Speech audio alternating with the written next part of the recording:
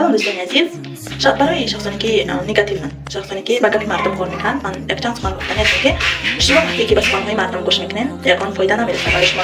وقتی همسایه میگه که کار نکه کار بزنه، این خطاگی کلان شما که شما گپی باید گوش میکنن، عقل شما در یک طرف گذاشته به عقل همسایه کار میکنین.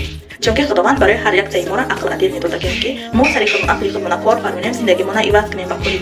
ولی ما این خیلی نمیکنیم. بسیاری ما وقتی که خداوند عقل برای ما را داده یعنی که عقل خودمون استفاده نمیبریم، ما عقل همسایه که کار میکنیم.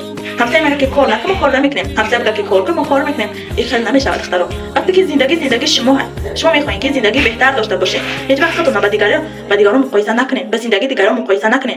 وابسته درآمد خودتون، وابسته کار خودتون زندگی کنین. هر یک کس زندگیش عدل نیست. ما هیچ کاری نمیدونیم که در داخل زندگی کی چه خیلی سپری میشود.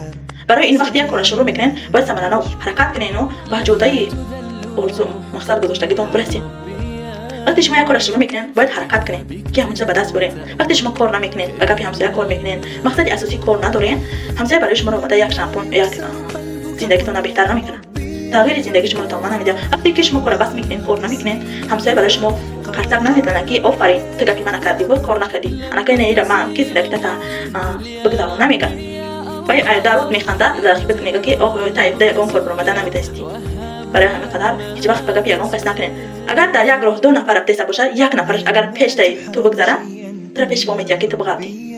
برای هم هر قدمی که شما میگذارین خوش رو نگاه کنین و بعدم قدمتون بگذارین. میگن که 100 بار فکر کن یک بار سخن کن. سرازا گپای بیهوده نزنین، گپای کلان نزنین. وقتی اومدین در یکان کار شروع کردین حرکت کنین. اولی درجه کار یاد گیرین. کاری که سر کردین صبور باشین. حرکت کنین که موفق شوین. و اومدن در اومدن شیشتن کردی در یکان کارخانه‌اش بوده اولی درآمد نمیدین.